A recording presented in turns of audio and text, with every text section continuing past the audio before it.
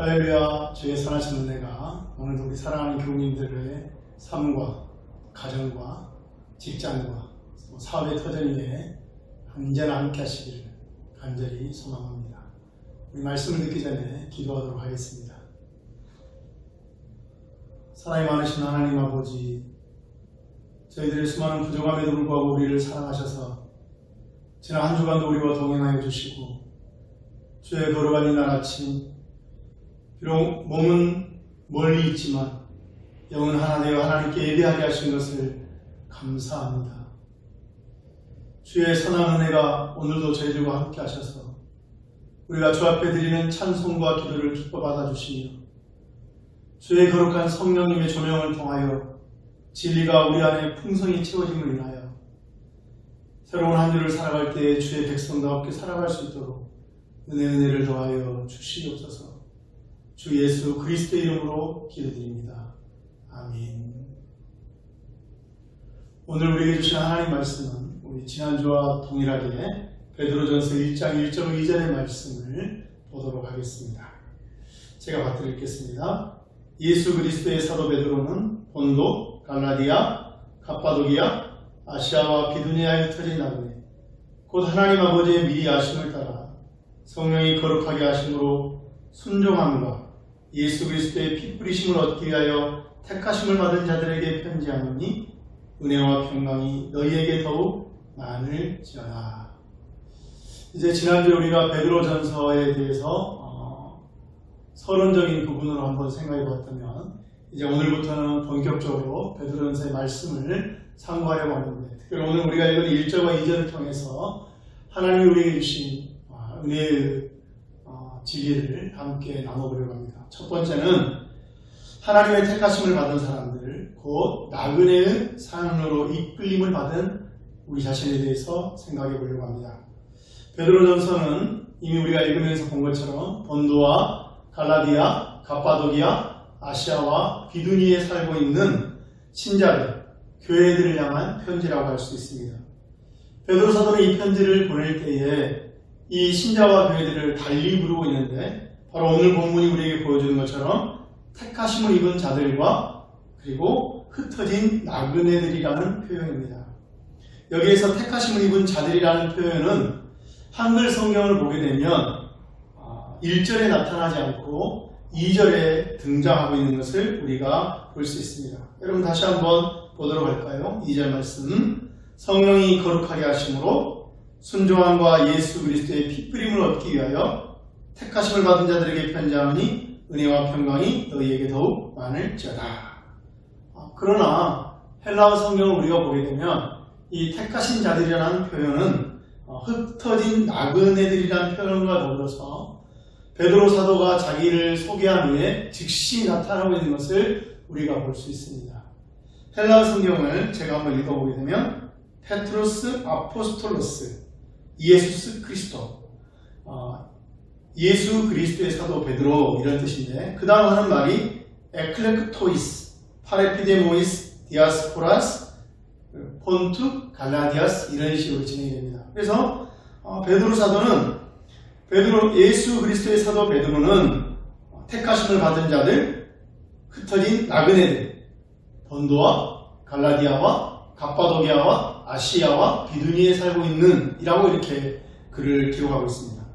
그럼에도 불구하고 왜 개혁 성경에서는 이 택하심을 받은 자들이 2절에 나오는가? 그것은 2절에서 말하고 있는 하나님 아버지의 미리 하심과 성령의 거룩하게 하심과 순종함과 예수 그리스도의 핏뿌림이 바로 1절에 나오고 있는 택하심과 깊은 연관이 있다고 생각했기 때문에 그 의미를 보다 더 되살린다는 의미에서 이 택하심이라는 단어를 1절에서 번역하지 않고 2절에 번역하고 있는 것으로 이해할 수 있습니다. 어쨌든지 헬라어 성경 자체에서는 1절에서 베드로 사도가 교회와 신자들을 향하여서 택하심을 입은 자들이라는 표현과 흩어진 나그네들이라는 표현으로 사용하고 있는 것을 우리는 알고 시작할 필요가 있겠습니다.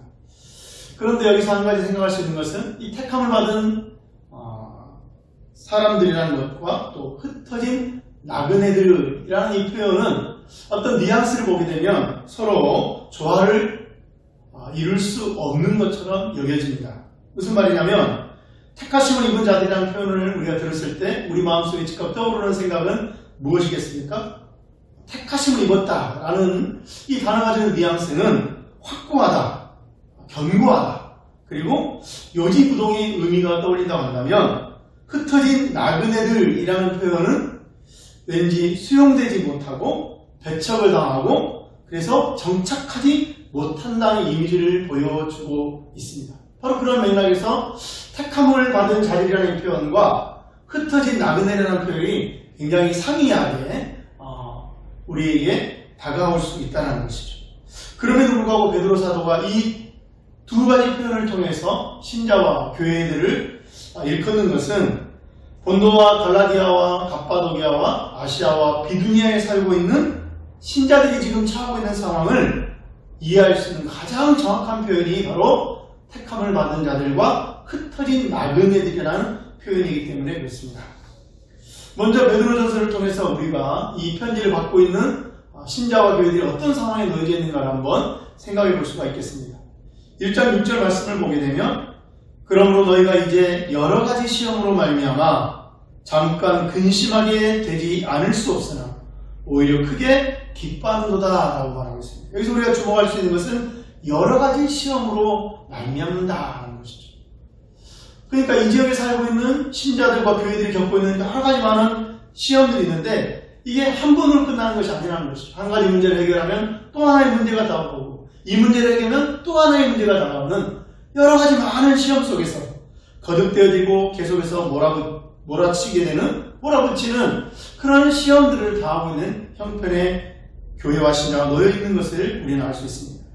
또 2장 12절을 보게 되면 너희가 이방인 중에서 행실을 선하게 가져 너희를 악행한다고 비방하는 자들로 하여금 너희 선한 일을 보고 오시는 날에 하나님께 영광을 돌리게 하려 합니다. 이렇게 말하면서 교회와 신자가 어떻게 살아가야 되는가를 말하고 있는데 여기서 우리가 주목할 수 있는 것은 너희를 악행한다고 비방하는 자들이 있다는 것입니다.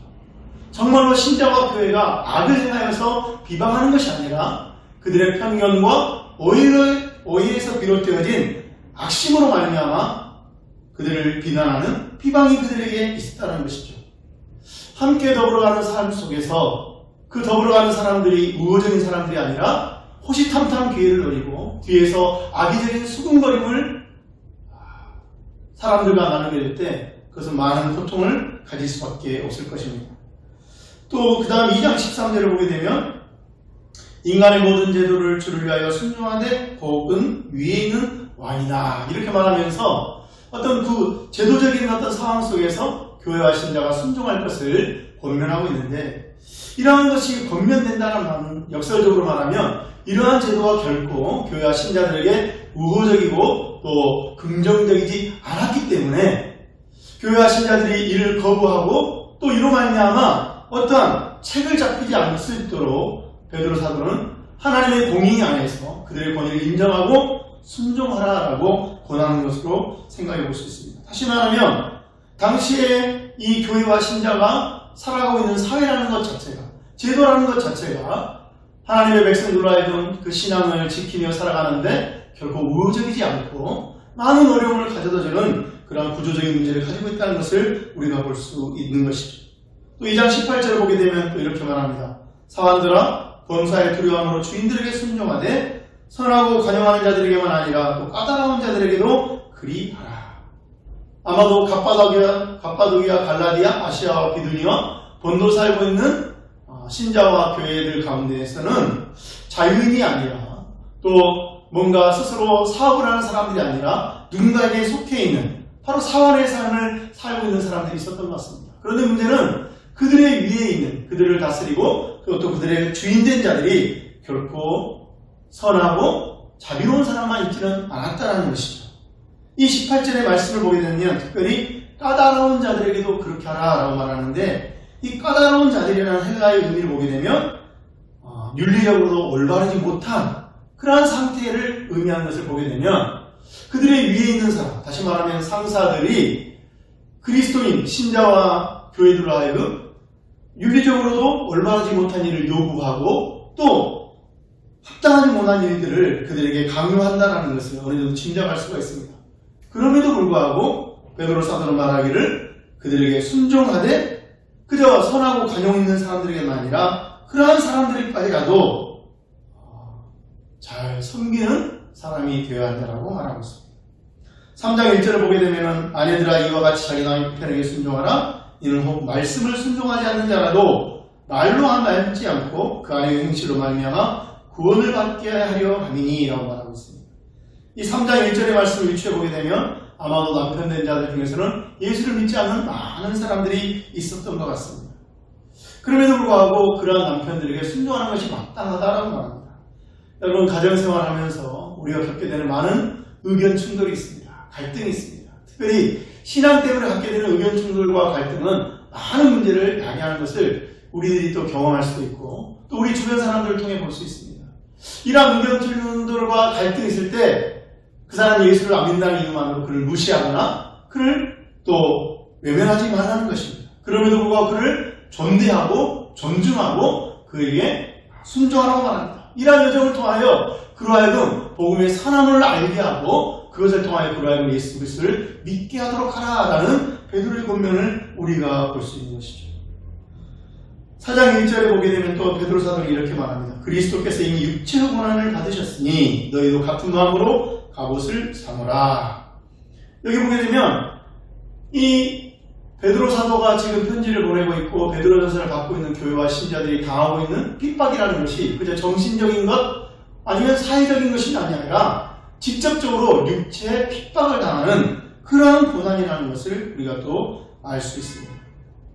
베드로 사도는 4장 11절에서 말합니다. 사랑하는 자들아 너희를 연단하려고는 불시험을 이상한 일 당하는 같이 이상히 여기지 말고 시험이 될 그냥 시험이 아니라 불시험이라고 말합니다. 감당할 수 없는 뜨거운 시험, 감당할 수 없을 것 같은 그러한 시험을 말합니다. 또 4장 14절에 보게 되면 너희가 그리스도 이름으로 치욕을 당하면 복이 있다라고 말합니다. 치욕을 당한다.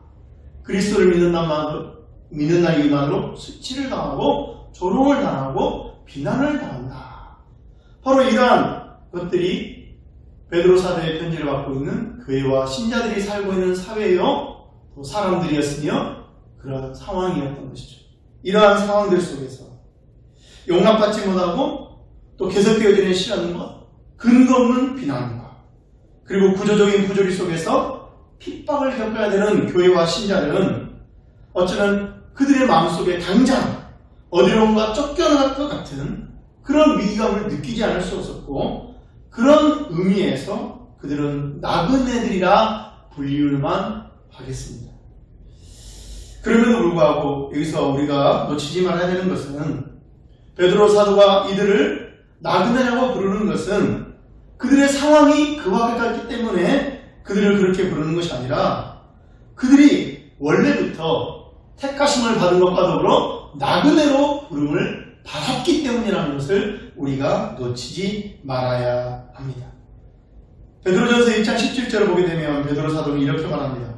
외모로 보시지 않고 각 사람의 행위대로 심판하신 이를 너희가 아버지라 부른즉 너희가 나그네로 있을 때를 두려움으로 지내라. 이렇게 말하면서 베드로 사도는 신자와 교회의 이 땅에서의 삶은 나그네의 삶이라고 규정하고 있다는 것이죠. 이 세상 속에서 살아가고 있지만 이 세상을 전부로 알지 않고 하나의 여정으로서 우리가 이루게 될 궁극적인 목적지는 따로 있다는 것을 인식하며 살아가는 태도, 하나님이 우리로 하여금 보게 하신 하늘로 난 길을 바라보면서 그 길을 걷는 어쩌면 순례자와 같은 나그네로서의 자기를 인식하는 이러한 태도는 오늘 베드로전서를 쓰고 있는 베드로 사도만 아니라 바울 사도에게서 또 히브리서 기자에게서 또 그리고 많은 하나님의 백성들에게서 볼 수 있는 하나님의 백성들이 모두 함께 공유하고 있던 자기 자신에 대한 정체성 중에 하나라는 것을 우리는 놓치지 말아야 하겠습니다.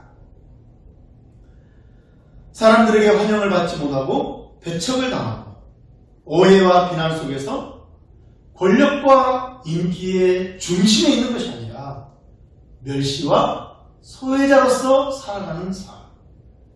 바로 이것이 신자와 교회가 겪게 되는 현실이라고 할 수 있다는 것입니다. 그런 의미에서 신자와 교회가 겪게 되는 나그네의 삶이라는 것은 어쩌다 보니 겪고 있는 것이 아니라 택하심을 받은 자들이 당연히 겪게 되는 예정된 삶이라는 것입니다. 고린도전서 4장 9절로 13절을 보게 되면 사도 바울은 성령의 감동을 따라 이렇게 기록하고 있습니다. 내가 생각하건대 하나님이 사도인 우리를 죽이기로 작정된 자 같이 끄트머리에 두셨음에 우리는 세계 곧 천사와 사람에게 구경거리가 되었노라. 구경거리가 되었노라. 우리는 그리스도 때문에 어리석으나 너희는 그리스도 안에서 지혜롭고 우리는 약하나 너희는 강하고 너희는 존귀하나 우리는 비천하여 바로 이 시각까지 우리가 줄이고 목마르며 헐벗고 매맞으며 정처가 없고 또 수고하여 친히 손으로 일을 하며 모욕을 당한 즉 축복하고 박해를 당한 즉 참고 비방을 당한 즉 권면하니 우리가 지금까지 세상에 더러운 것과 만물의 찌꺼기같이 되었다. 우리는 너무나 쉽게 간과하고 있지만 성경이 말하여주는 또 하나님의 사람들이 말하여주는 이 땅에서의 성도의 삶이라는 것이 결코 존경받지 못하고 영예롭지 못하고 환영받지 못하고 높임을 받지 못한다는 것을 우리가 놓치지 말아야 합니다. 예수를 믿으면 잘 된다. 예수 믿으면 성공한다. 예수 믿으면 명예를 얻을 수 있다. 예수 믿으면 이 땅에서의 리더의 삶을 살 수 있다라고 가르치기도 하지만 그것이 성경이 가르치는 그리스도인의 삶이 가질 수 있는 유일하거나 아니면 당연한 것은 아니라는 것을 우리는 늘 인식해야 된다는 것입니다. 여러분, 성경이 우리에게 부단히 보여주는 모습은 무엇입니까? 하나님의 백성들의 모습은 과연 무엇입니까? 그들은 결코 성공자가 아닙니다. 형통한 사람들이 아닙니다. 고난과 역경과 방금 사도 바울이 말하는 것처럼 때로는 사람들에게 마치 구경거리처럼 여겨지는 그러한 어려움을 겪고 있는 사람들로서 우리에게 보여주고 있다는 것을, 하나님이 그렇게 우리에게 보여주고 계신다는 것을 우리는 놓치지 말아야 한다는 것입니다. 바로 그러한 까닭에 우리가 하늘길을 가는 나그네로서 겪을 수 있는 불편하지만 이 땅의 가난을 부끄러워할 필요가 없고 힘들고 어렵지만 병들고 연약한 것을 한탄할 필요가 없으며 모자라고 어리숙하고 이른바 세상의 눈으로 보기에 무능하고 융통성 없게 보이는 것에 대해서 우리가 창피할 필요가 없다는 것입니다. 우리의 믿음이 부족한 까닭에 우리가 그러한 삶의 모습을 가지고 있다라고 오해할 필요가 없다는 것입니다. 그런 의미에서 하나님의 택하심을 받은 우리들의 현실에서의 삶이 본향을 향해 나아가는 나그네와 같다라는 것을 받아들이는 것은 우리가 신자의 삶을 정상적으로 하나님 보시기에 정상적으로 살아나가기 위해서 반드시 가져야 될 삶의 중요한 지혜라고 할 수 있습니다. 우리가 가야 할 길을 올바르게 가고 이탈하지 않기 위해서, 세상의 온갖 유혹으로부터 넘어지지 않기 위해서 우리가 반드시 가져야 될 신자의 정체성 중에 하나가 바로 하늘 나그네로서의 삶이라는 것이죠. 왜냐하면 바로 그것이 우리로 하여금 우리에게 주어진 현실을 비관하지 않게 하고 우리에게 주어진 현실들을 담대하게 수용할 수 있는 용기를 줄 뿐만 아니라 오히려 그런 현실들을 통하여서 한 걸음 더 성숙해지고 완전해지는 거룩함의 여정으로 삼을 수 있기 때문입니다. 사도 바울은 바로 그러한 사실을 고린도후서 12장 7절로 10절을 통해서 우리에게 말해주고 있습니다. 여러 계시를 받은 것이 지극히 크므로 너무 자만하지 않게 하시려고 내 육체에 가시 곧 사탄의 사자를 주셨으니 이는 나를 쳐서 너무 자만하지 않게 하려 하십니다. 이것이 내게서 떠나가게 하기 위하여 내가 3번 죽게 강구하였다. 하나님이 사도 바울로 하여금 자고하지 않도록 하시기 위해서 사탄의 사자를 주셨습니다. 그러나 이것이 사도 바울에게는 너무 고통스러운 것이었어요. 그래서 사도 바울은 생각했습니다. 이것이 나에게서 떠나는 것이 마땅하지 않는가? 하나님이 이런 은혜를 주시지 않겠는가? 그래서 그는 하나님께 간구하였습니다. 내가 3번 주께 간구하였더니, 그러자 하나님이 대답하십니다. 나에게 이르시기를 내 은혜가 너에게 족하도다. 하나님은 사도 바울이 결코 받아들이고 싶지 않은 그 현실이 하나님이 주신 은혜라고 말합니다. 은혜의 열매라고 말합니다. 그러면서 하나님 말씀하십니다. 이는 내 능력이 약한 데서 온전하여 지니라 하시니라. 그러므로 도리어 크게 기뻐함으로 나의 여러 약한 것들에 대하여 자랑하리니 이는 그리스도의 능력이 내게 머물게 하려 함이라. 사도 바울은 이 자신의 어려운 상황들을 기꺼이 받아들이기로 작정합니다. 왜? 이 상황에 하나님의 선하신 뜻이 담겨져 있음을 알게 되었기 때문이고, 하나님은 바로 이러한 여정을 통하여 사도 바울 안에 계획하신 거룩한 뜻을 이루어가실 것임을 깨달았기 때문이라는 것이죠. 그래서 그는 자신에게 주어진 이 사탄의 사자를 기꺼이 감당하기로 작정하고 오히려 그것들을 자랑하기로 결정을 하는 것이죠. 세상 사람들이 볼 때는 얼마나 어리석으며 우둔하며 얼마나 황당한 모습이겠습니까마는 하나님과 하나님의 지혜와 하나님의 능력을 아는 하나님의 백성의 삶은 이와 같을 수 있다는 것을 우리는 놓치지 말아야 할 것입니다. 바울은 그렇게 말합니다. 그러므로 내가 그리스도를 위하여 약한 것들과 능욕과 궁핍과 박해와 권고를 기뻐하니 이는 내가 약한 그때에 강함이라. 할렐루야. 어쩌면 우리가 가장 두려워하는 것들, 우리가 원하지 않는 것들, 우리의 삶의 여정 속에는 잊지 않아야 될 것들로 생각하는 그것들을 사도 바울은 기뻐하겠다라고 말합니다. 누가 쓴 글인지는 모르지만 꽤 많이 알려져 있고 아마도 제가 한 번쯤은 소개했던 적이 있는 것 같은데 한 시를 제가 읽어드리도록 하겠습니다. 큰 일을 이루기 위해 힘을 주십사 하나님께 기도했더니 겸손을 배우라고 연약함을 주셨습니다.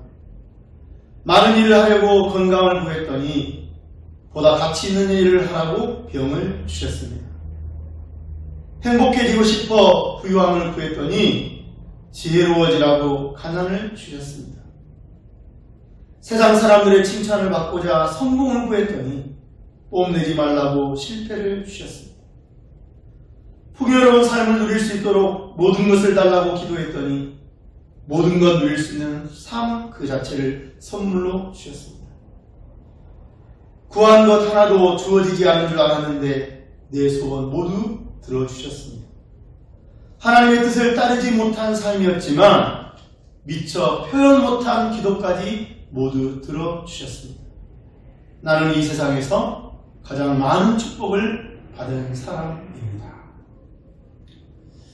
사랑하는 교회 여러분, 택함을 받은 신자와 교회가 자신이 누구인지를 바르게 자각하는 것, 이것이 지금 내가 나그네와 같은 삶의 환경을 감당할 수 있는 첫걸음이 된다는 것을 우리 모두 기억하고, 우리가 하나님 앞에 어떤 자로 서 있는지, 또 어떤 자로 이 세상을 살아가고 있는지를 언제나 기억하면서 하나님의 큰 뜻과 계획을 따라 우리가 열하신 그 모든 것들을 능히 감당하는 복된 저와 여러분 될 수 있기를 간절히 축원합니다. 오늘 본문을 통해 두 번째 생각해 볼 수 있는 것은 택함을 받은 하늘 나그네로 살아가고 있는 우리들이 지금 받고 있고 또 장차 받게 될 은혜의 부유함에 대해서 생각해 보려고 합니다. 무엇이 우리로 하여금 택함을 받게 하였고 또 택함을 받은 신자와 교회는 무엇을 누리며 어떻게 살아가야 하는가? 베드로 사도는 우리가 택하심을 받게 되는 원인과 누리게 될 복과 그 목적에 관해서 우리의 의지와 결단 혹은 우리가 맺을 선한 종교적인 혹은 윤리적인 결과물이나 우리 자신이 원하고 바라는 것에 있지 않고 전적으로 성부와 성자와 성령 삼위 하나님의 사역에서 비롯되었다는 것을 2절에서 밝히고 있습니다. 2절 말씀 우리가 다시 한번 읽어보겠는데요. 곧 하나님 아버지의 미리 하심을 따라 성령이 거룩하게 하심으로 순종함과 예수 그리스도의 피뿌림을 얻기 위하여 택하심을 받은 자들에게 편지하노니 은혜와 평강이 너희에게 더욱 많을지어다. 베드로 사도는 여기서 세 가지를 말하고 있습니다. 첫 번째로 우리가 택함을 받은 나그네로 된 것은 우리가 앞으로 취하게 될 혹은 취할 수 있는 하나님이 보시기에 만족할 만한 어떤 행위에 근거한 것이 아니라 하나님 아버지의 자비하심과 선하심에 근거한 미리하심으로써 조건 없이 우리를 택하여 주신 하나님의 택정하심에 근거한다라고 말하고 있습니다. 우리는 신앙생활을 통해서 많은 성장과 성취를 누리기도 하지만 이 나그네의 삶의 상황이 가져다 주는 어려움 때문에 염려와 불안에 흔들릴 때도 있고 또 우리 안에 있는 욕심과 미련 때문에 어처구니 없는 선택과 결정들을 내릴 때가 있고 또 그래서 우리는 신앙생활하면서 성공보다는 오히려 실패를 더 많이 경험하는 경우가 있습니다. 내가 받은 은혜를 생각한다면 적어도 이 정도는 돼야 할 텐데 내가 받은 은혜를 생각한다면 이 정도의 규모는 있어야 될 텐데 그러나 막상 나의 현실의 모습은 그렇지 못하고 오히려 추락하고 있는 나의 모습을 볼 때 과연 내가 신자로 부름을 받은 것이 맞는 것인가? 내가 과연 이 신자로서 이 삶을 계속 나가는 것이 하나님 보시기에 뻔뻔한 것이 아닌가? 그런 안타까움과 부끄러움과 두려움과 절망감과 비관 속에 빠질 때가 있는 것이죠. 지금 올림픽이 한창인데 올림픽 경기 종목 중에 클라이밍 종목이 있습니다. 이 클라이밍은 세 가지 종류의 클라이밍 종목을 한 선수가 치르게 되는데 보니까 볼더링, 리드, 스피드 이 세 가지가 있습니다. 그 중에서 15m가 되는 90도 각도의 완벽을 빠른 시간 내에 등반해야 되는 스피드가 있고요. 12m의 경사면을 정해진 루트에 따라서 6분 안에 최대한 높이 올라가는 리드가 있는데 우리나라에서는 서채연 선수가 출전했는데 이 스피드와 리드는 그 높이가 15m, 12m인 만큼 많은 위력을 가지고 있습니다. 그리고 이 경기 장면을 보게 되면 종종 도중에 추락하는 선수들을 보게 됩니다. 선수마다 가지고 있는 능력이 다르기 때문에 그들이 올라가는 속도도 다르고 그들이 올라가는 높이도 다르고 또 그런 만큼 그들이 추락하는 횟수도 다를 수밖에 없습니다. 그럼에도 불구하고 그들 모두는 이 추락을 두려워해서 경기를 포기하지는 않더라고요. 왜 그럴까요? 그들의 몸에는 이 추락을 대비한 안전장치인 하네스와 자일이라는 것이 착용되어 있기 때문입니다. 비록 떨어져도 그들을 붙잡아주는 안전줄이 있다는 것이죠.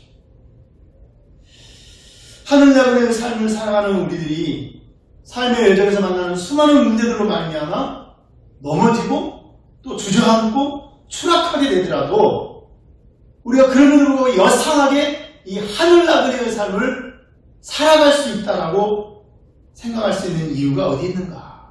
바로 여기에 있다라고 생각이 됩니다. 다시 말하면 하나님의 미리 하심에 근거해서 우리를 택하신 영적인 안전장치가 우리로 하여금 신자로서 하늘나라로서의 클라이밍을 끝까지 잘 감당할 수 있도록 우리를 붙들어주고 있다는 것이죠. 사랑하는 교회 여러분, 그렇습니다. 우리는 우리의 연약함 때문에 분명히 주저앉을 수 있습니다. 우리는 우리의 연약함 때문에 분명히 추락하는 상황도 경험할 수 있습니다. 그러나 그것이 끝이 아니라는 것입니다. 주저앉아서 추락하여서 생명이 끝나는 것이 아니라 우리를 붙잡아 주시는 하나님의 생명줄이 있다는 것입니다. 그 생명줄로 말미암아 우리는 다시 등반할 수가 있다는 것을 우리는 기억할 필요가 있습니다. 하나님의 미리 하심에 근거한 우리를 택하심은 우리로 하여금 이와 같이 우리의 부름을 끝까지 감당할 수 있게 하는 하나님의 안전줄이라는 것을 우리는 기억할 필요가 있습니다. 두 번째로 우리가 택함을 받은 하늘 나그네의 삶을 살게 된 것은 사도 베드로의 말씀에 가면 성령의 거룩하심 때문이다 라고 말하고 있습니다. 여기에서 베드로 사도가 말하고 있는 성령의 거룩하심이라는 것은 우리가 하나님의 백성으로 살아가는 가운데 이루어지는 거룩함, 다시 말하면 성화의 사역을 말하는 것이 아닙니다. 이 베드로 사도가 말하고 있는 성령의 거룩함심이라는 것은 우리가 죄 가운데 있을 때에 죄와 우리를 떨어뜨려 주시는 성령의 거룩하심을 의미하고 있는 것이죠. 우리 중 어느 누구도 하나님이 인식하시는 것처럼 죄의 속성을 제대로 꿰뚫어 볼 수 있는 사람이 없습니다. 그 죄가 얼마나 더럽고 추악한 것이며 얼마나 심각해진 것인가를 꿰뚫어 볼 만한 능력이 우리에게는 없습니다. 또 우리는 그 죄의 권세가 얼마나 강력한지 그 강력함을 힘을 이겨낼 만한 거룩한 능력을 가지고 있지도 않습니다. 바로 그러한 까닭에 성령께서는 우리보다 먼저 우리 안에서 선을 행하시는 것입니다. 우리로 하여금 죄를 깨닫게 하시고 그 죄로부터 돌아서게 하는 의지와 결단을 할 수 있는 힘을 우리 안에서 일으켜주시고 우리 안에서 열매를 맺게 하신다는 것이죠. 다시 말하면 우리가 죄를 인식하고 죄로부터 돌이키는 것은 우리 자신의 의지와 결단의 열매가 아니라 우리도 모르게 우리 안에서 일행하실 성령의 열매라는 것을 성경은 우리에게 말합니다. CBS라는 기독교 방송에 특별히 자신의 신앙을 간증하는 새롭게 하소서라는 프로그램이 있습니다. 여기에 최선규 아나운서가 나와서 자신의 신앙생활에 대해서 간증한 적이 있습니다. 이분의 집은 절을 3개나 소유한 양가 모두 독실한 불교신자의 집안이었다고 합니다. 그런데 이분에게 둘째 딸 혜원이가 태어났습니다. 그리고 이 혜원이가 3살 때 큰 교통사고를 당하게 됐습니다. 이삿짐을 실어 왔던 2.5톤 트럭이 밖에서 놀고 있던 이 아이들을 깔고 지나간 것입니다. 한 차례만이 아니라 전진과 후진을 통해서 그렇게 이 아이를 깔고 지나갔습니다. 그래서 혜원이는 그 자리에서 직사했습니다. 방송을 끝내자 이 충격적인 사실을 최선규 아나운서가 듣게 되었습니다. 최선규 아나운서가 방송사로부터 이 아이의 시신이 놓여져 있는 응급실이 있는 병원으로 가기까지 정신없이 달려가는데 갑자기 그의 마음속에서 전혀 생각하지도 못했던 부르짖음이 나왔답니다. 하나님, 제발 제 딸을 살려주십시오. 제 딸을 살려주시기만 한다면 하라는 것 다 하겠습니다. 하나님, 제발 제 딸을 좀 살려주십시오. 평생에 믿어왔던 그의 신앙의 대상이었던 부처를 찾는 것이 아니라 자신이 한 번도 생각해보지 못했던 오히려 그 하나님을 믿는 사람을 조롱했던 그 자신인데 그 순간에 갑자기 자기 안에서 자신도 모르는 사이에 하나님을 부르짖고 있는 자기 자신을 발견하면서 자신도 깜짝 놀랐다는 것이죠. 응급실에 도착하니 하얀 천으로 이미 혜원이는 덮여져서 놓여져 있었는데 이 아이를 그대로 볼 수 없어서 최선규 아나운서가 이 아이를 껴안았습니다. 그리고 통곡했다고 합니다. 이 아이를 껴안고 계속 울면서 약 30분 동안을 그렇게 하고 있었는데 차가운 이 아이가 따뜻해지는 것을 느끼게 되더라는 것이죠. 이 아이가 조금씩 체온이 돌아오더라는 것이죠. 그리고 결국은 이 아이가 살아났고 이 일을 계기로 최선규 아나운서가 신앙의 길로 접어들게 되었다라고 신앙 간증하는 것을 들었습니다. 최선규 아나운서가 원해서 예수를 믿게 된 것이 아닙니다. 그의 의지나 결단으로 예수를 믿게 된 것이 아닙니다. 하나님의 부르심, 하나님의 택하심이 그에게 있었고 성령이 그를 거룩히 하심으로 하려면 그로 하여금 하나님을 알게 하고 하나님을 부르짖게 하고 하나님께 나아가는 역사를 통해서 하나님을 믿게 된 것이죠. 우리는 때때로 나의 신앙생활이 마치 나의 깨달음이나 의지나 결단으로 시작됐다라고 생각하고 또 그럴 만큼 내가 이 신앙생활을 끝낼 수 있는 결정권을 가지고 있는 것처럼 착각하는 경우가 있습니다. 그렇죠? 그러나 성경은 결코 이에 동의하지 않는다는 것입니다. 우리의 구원은 우리 이전에 하나님의 미리 아심에 대한 택하심이 먼저 있었던 것처럼 죄를 죄로 깨닫게 하시고 그 죄로부터 우리를 돌이키시도록 우리의 마음을 변화시키신 성령님의 사역에 의해서 시작되었다는 것을 우리가 기억해야 되고, 또 성령 하나님과 성령님으로 말미암아 시작된 것인 만큼 또한 하나님과 성령님과 예수님으로 말미암아 끝나게 될 것이라는 것을 우리가 알아야 된다는 것입니다.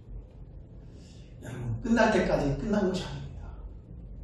우리가 우리 자신을 돌아볼 때 이 모양으로 이 모습으로 어떻게 내가 이 신앙의 길을 완주할 수 있겠는가라고 스스로 기권하고 싶은 마음이 들고 포기하고 싶은 마음이 들 수 있지만, 여러분, 끝날 때까지 끝난 것은 아닙니다.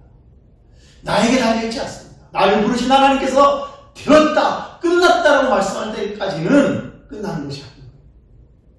그래서 우리는 이 사실을 알고 일어서야 하는 것입니다. 비틀거리면서도 달려가야 되는 것입니다. 절뚝거리면서도 나아가야 되는 것입니다. 하나님 바로 그런 과정을 통하여서 우리가 하나님 은혜의 경험, 은혜를 누리게 하고 우리가 소망하는 것처럼, 우리가 말하는 것처럼 하나님께 영광을 올려드릴 수 있는 아름다운 믿음의 열매를 맺으시고야 할 것입니다. 마지막으로 우리가 택함을 받은 하늘 아버지의 삶과 관련해서 베드로 사도는 성자 예수님의 사역을 두 가지로 말하고 있습니다. 두 가지로 말하고 있어요. 하나는 하나님의 택하심을 통한 구원의 계획에 대한 예수님의 순종하심, 또 하나는 택함을 받은 우리를 위한 예수님의 피 뿌리심이 그것입니다.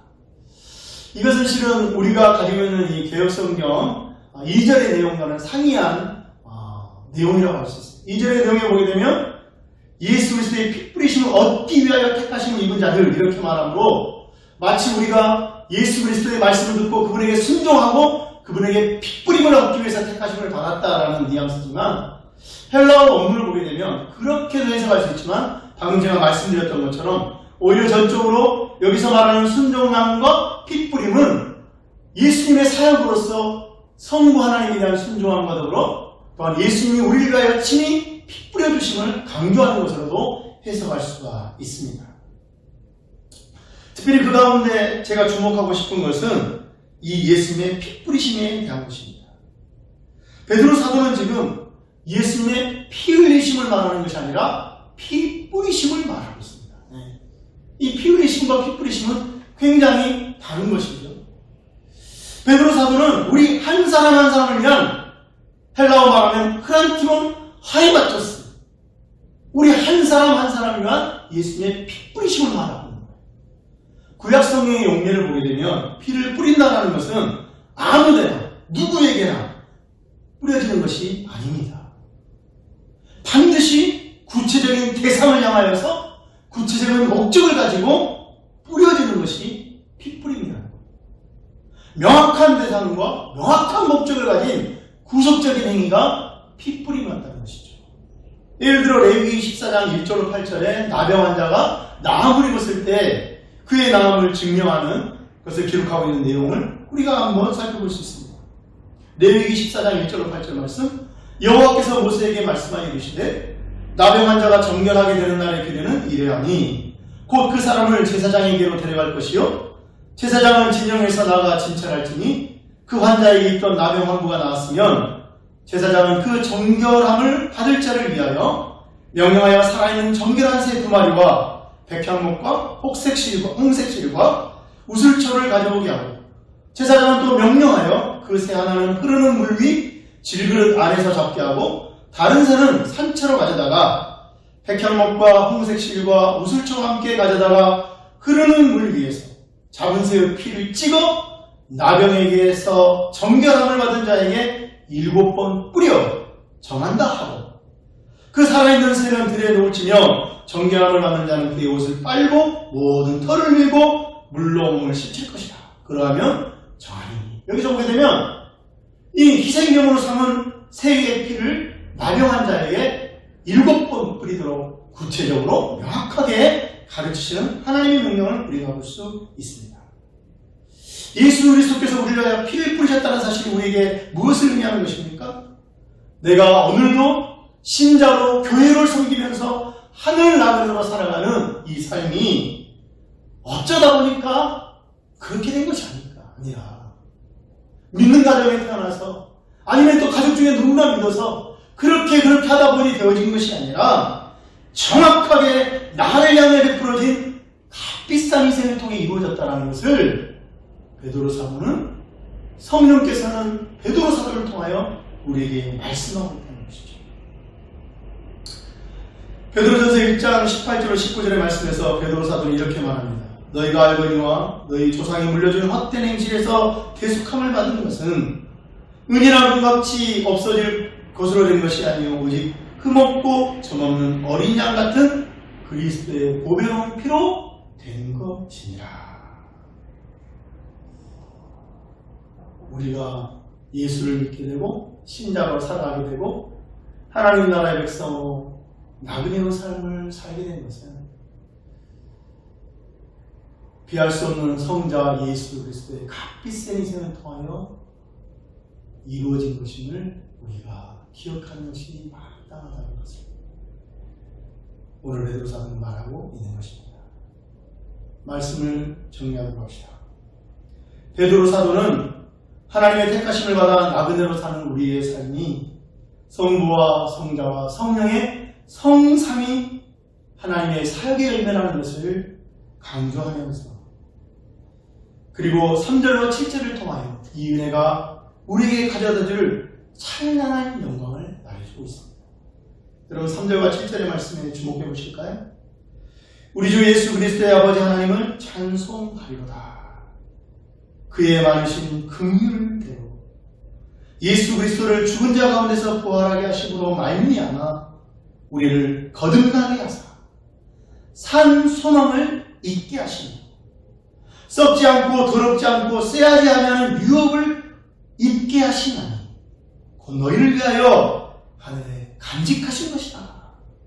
너희는 세상의 마지막에 나타내기로 예비하신 구원을 얻기 위하여 믿음으로 말미암아 하나님의 능력으로 구하심을 받았느니라. 그러므로 너희가 이제 여러 가지 시험으로 말미암아 잠깐 근심하게 되지 않을 수 없으나 오히려 크게 기뻐하는도다. 너희 믿음의 확실함은 불로 연단 아니도 없어질 금보다 더 귀하여 예수 그리스도께서 나타나실 때에 칭찬과 영광과 존귀를 얻게 할 것이니라. 할렐루야. 결국 신자와 교회가 지녀야 될 삶의 올바른 자세는 눈앞에 펼쳐진 현실의 매 순간마다 연연할 것이 아니라 성부와 성자와 성령 성삼위 하나님을 통해서 베풀어지고 있는 오늘의 은혜와 미래에 주어진 소망을 붙잡으면서 나의 마음을, 나의 입술을, 나의 행동을 하나님이 내게 주신 말씀을 따라 그 뜻을 깨달아 합당하게 행하여 나아가는 것. 신자는 과연 어떠한 삶을 살아가야 되는가? 교회는 과연 어떠한 모습으로 이 땅 가운데 구현되어야 되는가? 그것을 주의 말씀 가운데 고민하면서 이것이다. 이것이 바로 내가 마땅히 살아가야 될 삶의 모습이요.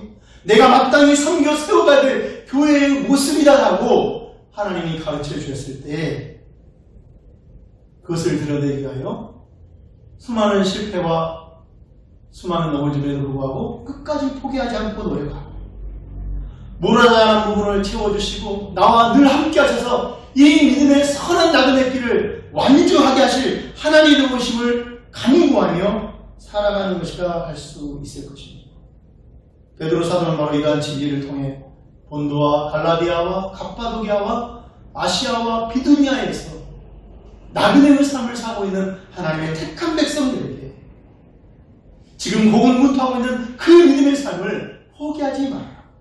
흔들림 없이 계속하여서 주어진 삶의 여정을 감당하라고 격려하고 있는 것입니다.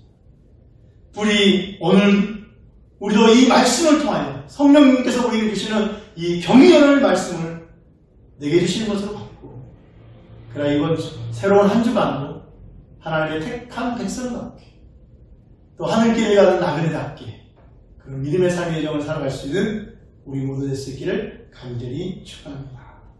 베드로전서 4장 7절의 말씀을 읽고 마치겠습니다. 너희 염려를 다 주께 맡기라. 이는 그가 너희를 돌보시리라. 나그네 길의 여정에 우리에게 준 수많은 염려들, 그 염려들을 주께 맡기십시오. 주님께서 저와 여러분을 돌보실 것입니다. 기도하겠습니다. 하나님 아버지, 베드로 사도가 편지를 보내고 있는 그때야, 또 우리가 살아가고 있는 이 시대랑 실은 다를 바 없는 그런 어둠의 때요, 또 환란의 때요, 곤고의 때요, 고난의 때인 것을 기억합니다.